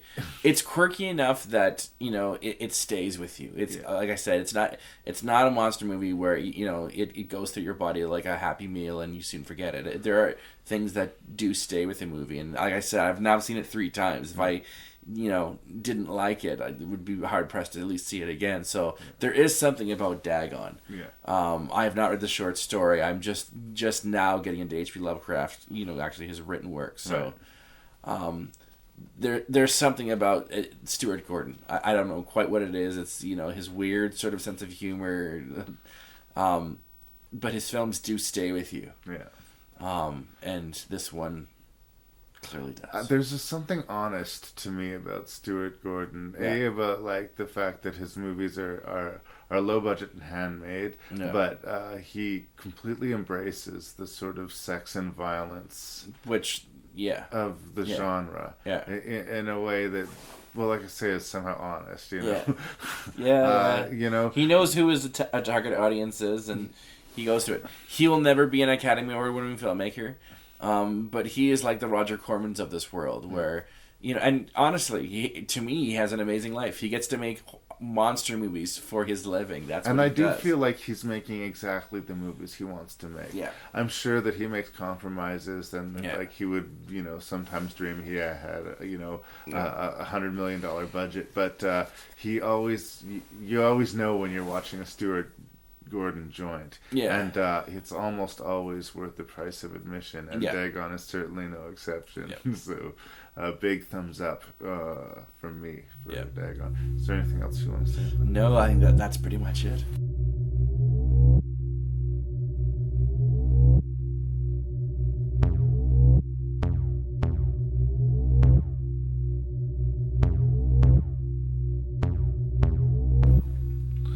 All right. right, brother. That is 6 creature features ranked and reviewed. Well, we're about to do the rank, but definitely reviewed. Can't believe it's over. It's not over yet. Don't think it's over, brother. You still have to count them down. The fat lady's warming up. All right. So, I'm counting them down. Will we go from like worst to first? Is that how we do it? Yeah, that's how we typically do it. Unless you want to mix it up. No. Why buck tradition in this sense? Right. Well, like I said, I don't think it's unfair putting this movie as the last, just because it is what it is, and it has, like I said, comparing it to the other films is like a kindergarten kid to a kid in college, and that's because kids in college made this movie. Yeah. And Ty West has since gone on, and so same with Larry Fessenden, has since gone on to make great horror films. But The Roost is number 6. Just production value, you got to be critical. I get it. The performances are done by friends. It's you can see sporadically that there's a talented filmmaker there. Yeah, but it's The Roost. Number 5, featuring my man crush. my sweet Cole. Best performance by a person who's possessed by a parasite. All I'm saying, it's The Cave. All right. Yeah, The Cave. Is a mediocre film with a ridiculous subplot involving parasites. It's not that I disliked this movie. It was just meh. MEH meh. Number 4, I have the prequel to The Thing. Once again, there's things I liked about it, and it's neat to see that the attention to detail to the camp they find in Carpenter's Thing. But like as I mentioned earlier, it was like going against a behemoth. If you're gonna be a sequel to The Thing, I think they had to do something completely different instead of just remake it, right? Where we feel nothing, nothing Lebowski. Nothing. Yes. Number 3. Was Dagon. That's right. Sorry, Dagon. Okay. Lots of things I liked about it. It was good. It's got a certain sense of quirkiness to it. The screenplay needed a little work, but that's like Stuart Gordon. He's not known for his great poetry as they speak, or I'd say great character development. But Dagon is good. Yeah. It has its problems. At number 2, I have Silent Hill. Silent Hill, once again, there's lots of things to like about it. It is probably the most well shot out of all the movies here. Yeah. Talented people made this film. They were taking it very seriously. Yeah. Needs an editor. needs to cut some with the whole walking down the hall. It doesn't have to be exactly the game precisely. And last but not least, as number 1, I do have Creep. Overall, Creep is pretty good. There's not a lot I would change for it.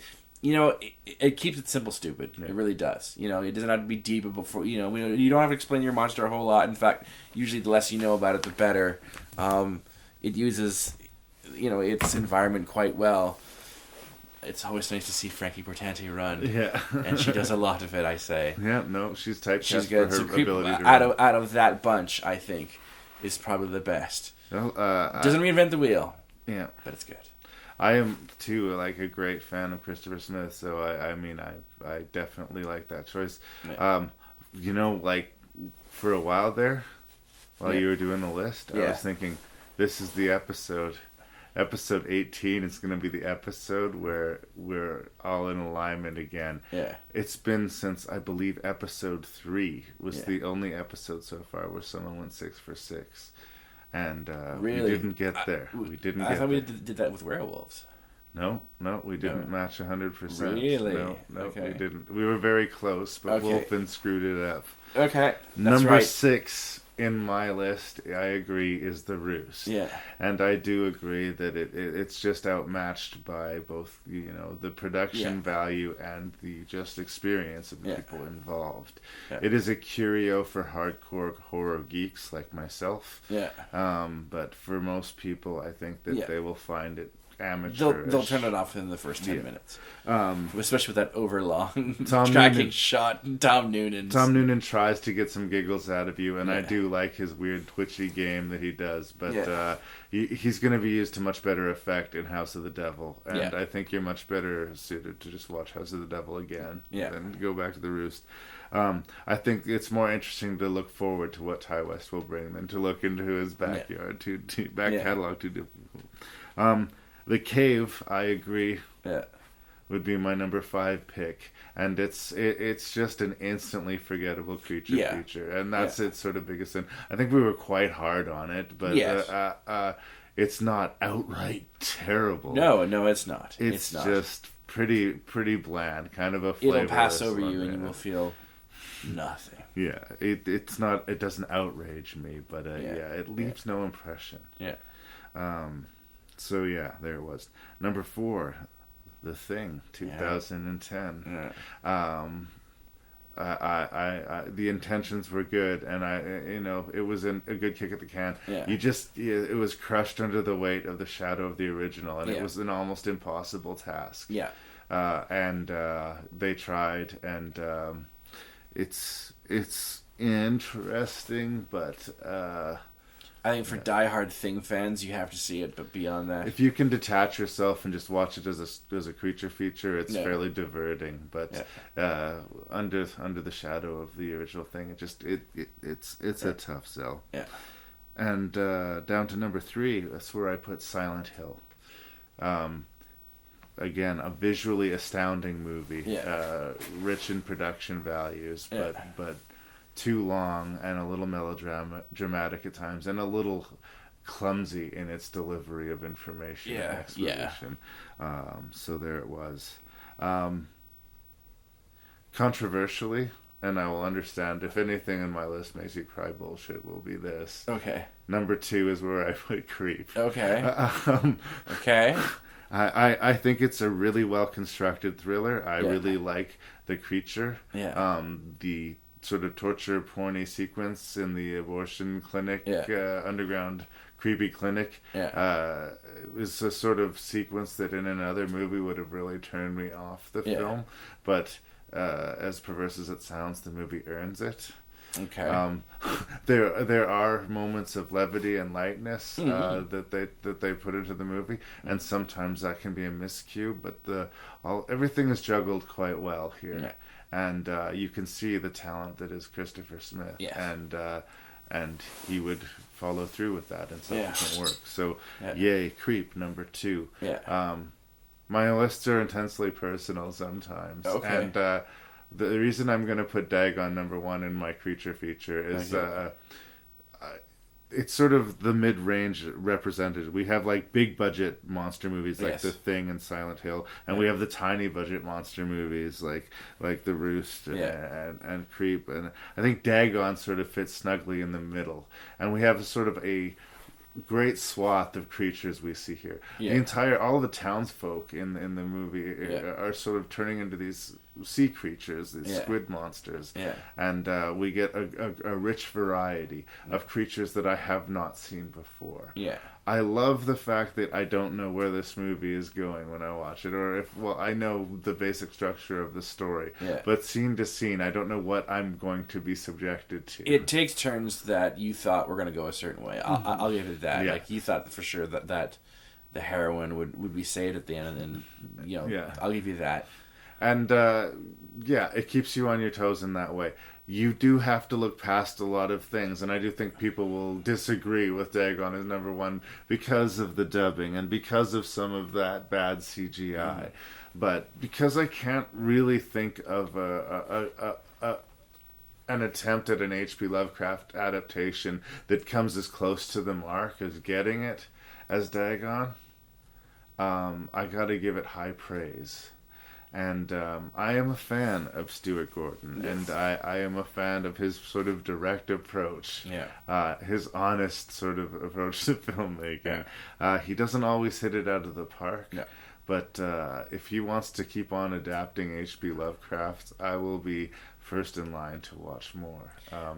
I'm a big supporter of Dagon, warts and all, and for me, sentimentally, it goes to number 1 on my list. Well, that's interesting. I guess the only thing that I would call BS on, or bullshit, is that the production value. There's not really one glaring mistake with Creep. Yeah. You know, if anything, Creep it doesn't reinvent the wheel. It's really covering no new ground. We've seen at least elements of that story in other different horror movies. Right. Where Dagon clearly has some issues. Part of it is budgetary. Like the CGI looks really tacky and bad, and that's because I'm sure they could only afford, Part of it's the time it was made, but part of it is just even for the time it was made, it wasn't that great CGI. Yeah, but Creep and Dagon were made roughly around the same time. I think Dagon's a little older. But, Dagon, I think it's 2001. Anyway. Very close on the rank and review, but not quite a cigar. All right. No, I guess that they're everything about the Creep is done, technically really, really well from production to performance. So there's not a lot of things that you could really sort of critique on. If you're going to be harsh on it, it's the fact that it's just not an original story. Yeah. Where I guess Dagon to me, there's some clear problems. Like as I mentioned earlier, some of the screenwriting is not really done well. The CGI looks kind of tacky. Does it make turns that I didn't see coming? Yes. So dude lit himself on fire. Yeah. Go hard or go home, baby. Exactly. And I like Dagon. Like I said, that's what we call in show business commitment to a bit. Yeah. No, that's the thing. Both are really, really good films. I guess the only thing that made that switch for me was that Dagon's got some glaring issues where Creep does not. All right. All I'm saying. I respectfully. Is Creep maybe a blow for blow, a stronger film in the production standpoint than Dagon? Yes. I just the ambition of Dagon and the H.P. Lovecraft and Stuart Gordon combination I find irresistible, and I stand by my I understand. And I do not want people to think I don't have anything but love and respect for Christopher Smith. The fact that we've on episode 18 and we've reviewed his entire catalog, should say something. I think suggests that I'm a big fan. No, and I am from what I've seen.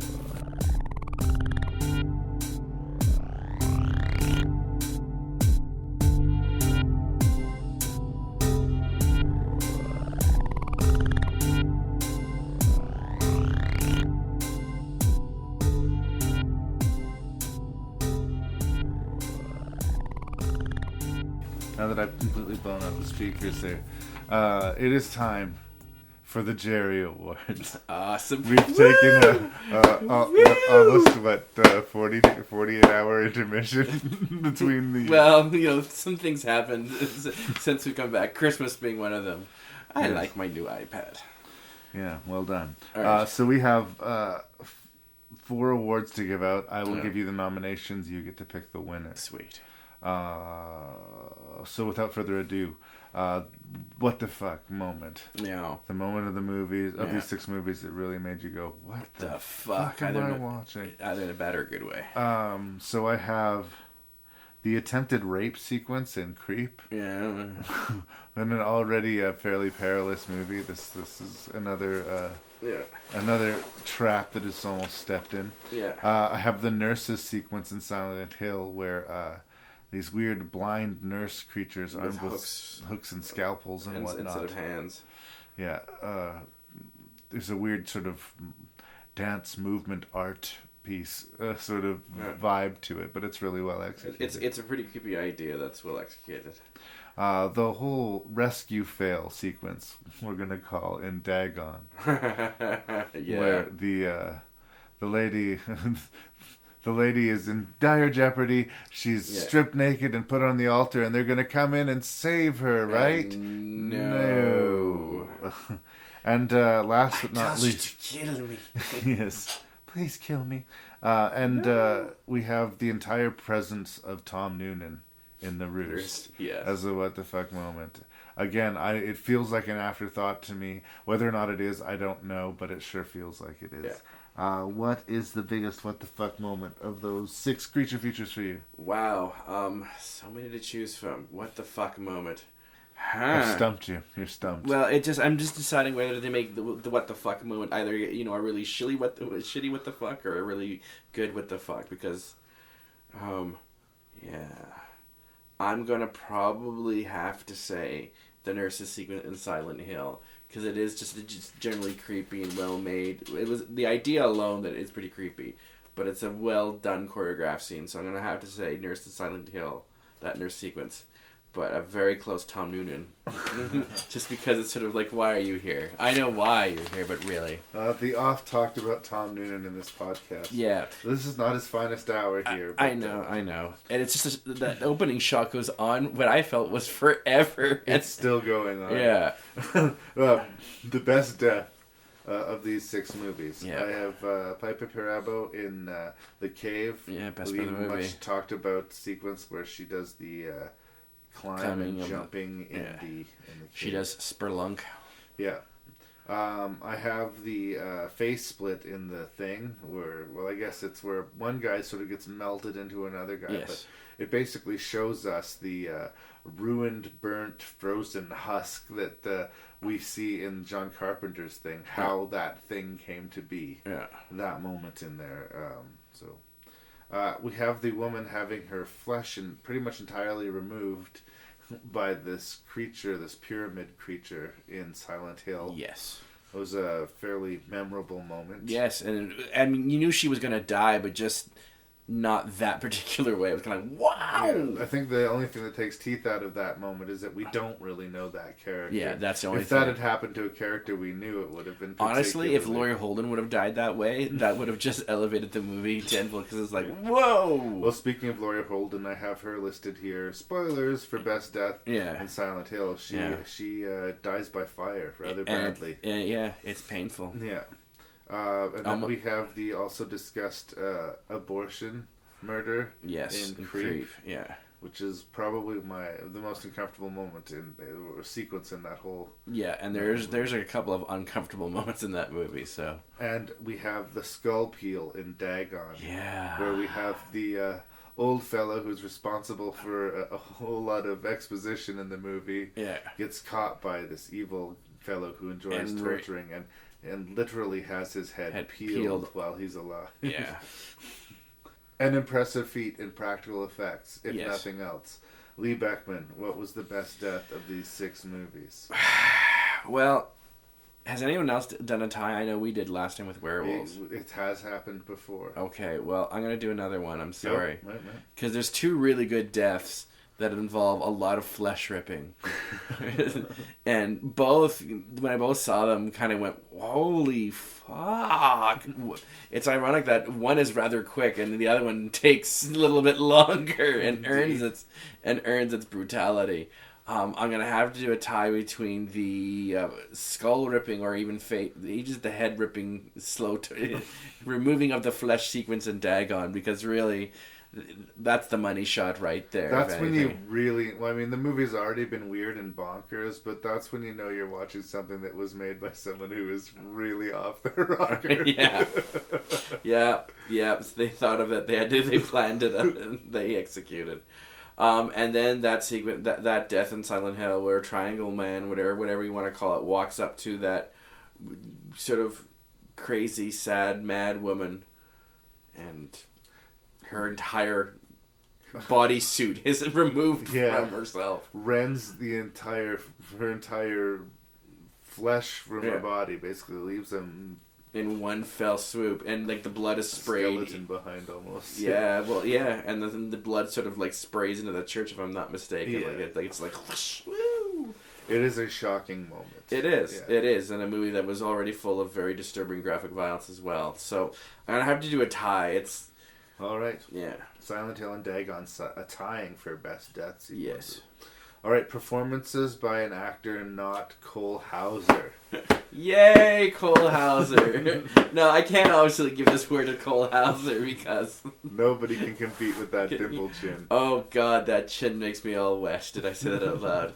Who else we got? Well, Aaron Eckhart and Michael Douglas might be able to compete, but they don't show up in any of these movies. So. No, Kirk Douglas had a pretty good, Dimpleton. Yeah, so we're looking for the best performance out of these 6 movies. We have 4 nominations. Yeah. I'm gonna have to do some splicing here. Okay. Because I don't have the movies out in front of me, but we have the Creep monster. Yeah. In Creep, who is played by a British actor whose name is Sean Harris. Plays the titular Creep from Creep. You might know him from the Red Riding trilogy or from Prometheus. He gets around. Yes, Sean Harris. Yeah. Yeah. And, right. So we got a nomination for that. I think it's an interesting. It's obviously a humanoid creature, but he's played like a monster too. So it's sort of a fine line to walk. It's a performance. A lot of this is why I love actors like Lon Chaney, who had was considered the man of 1,000 faces. I think it's really hard to give a performance that's some of it's actual stunt, but you're in a monster in a latex outfit for all of the movie. I think that's a lot of work. Yeah. That's a lot of physicality, like even, to the point of, not avant-garde theater, commedia dell'arte, or being a clown, but sort of that hyper-realism style acting. It doesn't get the attention that it's typically deserved. People will just see the makeup effects, or in a perfect world, just think of the performance as a creature. Yeah. They're utterly lost in it, but you do need a talented actor. Yeah, no doubt. And on a almost completely different side of it, I hate to say this, but the Oscars are considering doing a best stunt work award for the Oscars, adding that. Well, it seems a few decades late, but yeah, bring it. Yeah, yeah. So moving on for best performance in these 6 movies. Sort of a modern day screen queen in her own right, Radha Mitchell. Yeah. Radha Mitchell for Silent Hill. She's in a lot of horror movies. She is. She shows up. She must like the genre, I think. I think it pays her well. And she's fine. Again, there's a sort of repetitive nature to her performance. She's the mother searching for her daughter. Yeah, I guess I think back to the levels that she went through in the first 30 minutes of the movie. I know that once she hits Silent Hill, she's doing a whole lot of running and panicking a lot. But we see a nurturing mother. We see a stern, frightened character as well. One of the things I liked about Silent Hill were the performances. Yeah. I thought they were above average, especially for the genre that is horror films. And Radha Mitchell has also worked with your boyfriend Cole Hauser in Pitch Black, so she might have some Hauser stank on her. So and see that maybe edge her to winning a Jerry here. Yeah. German actress Franca Potente, really good. I like her a lot. Yeah. Someone needs to figure out what to do with her. She was in a Bourne movie and a half, and. She was in Run Lola Run. But, she's in Blow. Right. I like her, and I like her again here. And again, we talked about this. It's a weird line that she walks, because her character could sort of be seen as somewhat self-obsessed. She's obviously a little self-absorbed. She's an interesting character. Yeah. I mean, in the first 10... I mean, honestly, this all starts with her trying to do a booty call. Yeah. I think, and it's almost kind of almost a role reversal where it's not some horny teenager guy, where it's this woman who's a bit of a socialite, kind of going out. It's an interesting character, and she does it quite well. I agree. Someone needs to give this woman a good vehicle to star in. I mean, she's great in Run Lola Run. I never did see the second film that Tom Tykwer did with her, The Princess and the Warrior. Yes, Franca Potente, good actress. Yes. We're also more splicing will be involved here. Yeah. The Spanish, I believe she's a Spanish actress who plays the fated eternal love of our protagonist in Dagon. The woman playing the mysterious priestess squid girl from Dagon, her name is Birgit Bafarul. Birgit Bafarull. I'm going to stop trying to pronounce these because it makes me look dumber than I am. Anyway, yes, she was the actress we're talking about who gave the impressive performance in Dagon. She's a very strange and striking-looking woman, and she works with a lot of makeup, and or at least some sort of CGI body. I'm pretty sure she wasn't really an Octo woman, but if she was, that's definitely why she got the part. But she definitely she makes an impression. I think the beauty of her performance is, the movie is strange and campy enough that she walks a fine line between sort of being so over the top and trying to be truthful in a role that's really quite bizarre and silly anyway. So I do think a lot of the actors, like I say, I don't think English is their first language, so they're either speaking their lines phonetically or they're sort of overdubbed. And in this character's place, I think it actually kind of it helps her a little bit too. It sort of adds to the otherworldly quality of her. And she also has those big eyes and that sort of need. As soon as she sees them, she's got this sort of mine attitude to her that's like a possessive child. It works.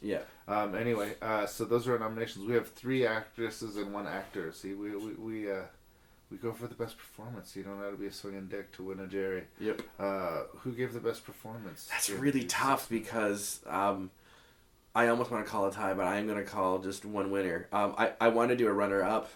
Frankie Potente, you did really, really well. Great character, great performance. I agree that someone needs to do something really good with this woman, which she's been in some good films, but not just the sort of girlfriend role that she was for the Bourne film. I think she needed to be front and center. But I'm gonna have to go with Radha. Is it Radha Michelle? Radha Michelle.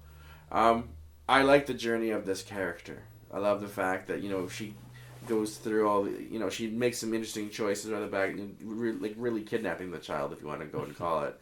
And she goes, you see the journey of her being maternal and of her being scared and angry. We definitely are anchored with her, and we are cheering for her. So it gives the ending a little bit more punch. Just too much running. Too much running. Well, or slowly walking. Calling. I think Radha Mitchell is a Jerry Award-winning actress from Australia. One more Jerry Award to give out, and then we're going to put a bow on this, the 19th episode of RankNReview. It's been spanked! Alright. And that is the best monster out of these 6 creature features. We have, of course, the Creep monster from Creep. We have the Thing from the Thing. That's a sort of lot of monster to choose from there. It sort of morphs about. We have the bats in the Roost. We have the parasitic cave monsters in the cave. We have the fish people in Dagon. And we have the denizens of Silent Hill. Special mention going to the pyramid monster and the nurses and whatnot. Which of these creature features featured the best creature? I'm gonna have to spread the love around this time around, and even though the film had its problems, and even you can even criticize the execution of the monster at some points, but I think the most creativity in actually creating the monsters, or being the most creative monster, is the Thing from the prequel, The Thing. There's enough cool designs to it. I have to say, out of this flock of monster movies, the monsters were sort of some of the weaker ones that I ever imagined. I'm trying to think of some of the best monsters, whether it be the things from Tremors or Well, I understand the choice in this one. I would probably give special mention. Again, I have a soft spot for Dagon, but I think we get a good cross section of monstrosity there. The monsters are good. They're good, and it's much the same like with Silent Hill. I think that the world, in a lot of ways, is the most impressive thing about the movie. The story is all right. The performances are strong enough, but it's the world that's really intriguing, and so we're giving it to The Thing. We're giving it to The Thing. Oh, we're giving it to The Thing. Lee Beckmann, thank you so much for doing my podcast once again. It's been awesome. I'm sure we'll see you back again. Oh, I'll be back. I'll never leave. Is there anything that you would like to say to the good people on the internet, or even though that when you finally do hear this, I'm sure it's been long past. Merry Christmas to all, and to all a good night. Yes. Well, very late or very early Christmas wishes from Lee Beckmann. Yes. To all you well. That's episode 19 of RankNReview. Thanks, you guys.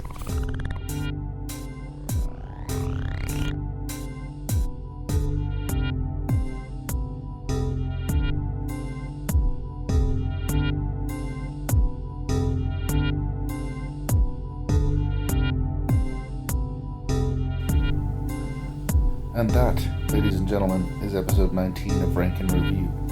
Done and done. If you enjoyed this episode or didn't enjoy this episode, you have the means to let me know. You can write me at RankNReview@gmail.com.